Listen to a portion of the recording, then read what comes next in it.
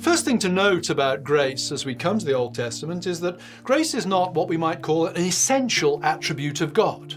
God is not essentially gracious. Now that might strike you as an odd way of putting it. Surely our God is gracious. Well, yes. What we mean when we say God is gracious is that the outworking of God's being relative to his creation has aspects that we would describe as gracious or full of grace. Grace, if you like, is not a function of God in himself. Grace is a function of the relationship that God has to the creation that he freely made, that he freely sustains, and to the people that he freely favors, despite their, and indeed our, sin. We get a nice taste of this in Exodus 34, verses 6 to 7. When Moses is meeting with God on the mountain, we read this: "And he passed in front of Moses, proclaiming, the Lord, the compassionate and gracious God, slow to anger, abounding in love and faithfulness, maintaining love to thousands, and forgiving wickedness, rebellion, and sin. Yet he does not leave the guilty unpunished. He punishes the children and their children for the sin of the fathers to the third and fourth generation."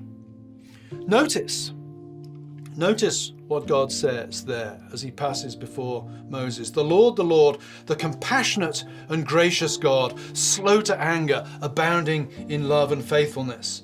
God is essentially saying there that he is merciful and he is gracious. And what he's doing when he says that is really saying the same thing twice.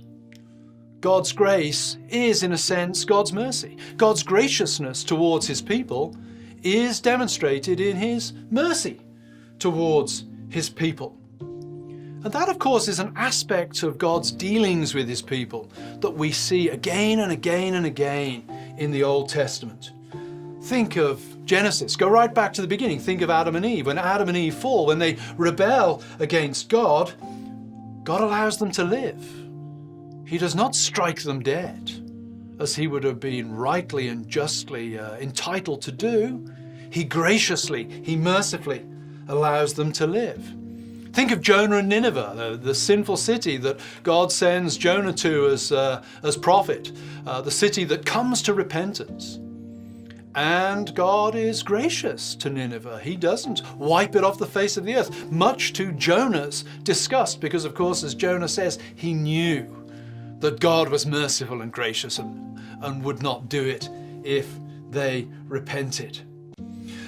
So we might say at the heart of the biblical narrative is God's grace and God's graciousness. When we read the Old Testament story, it's, in one sense, a long, epic story of God's repeated, gracious and merciful dealings towards the sinful men and women that populate his creation.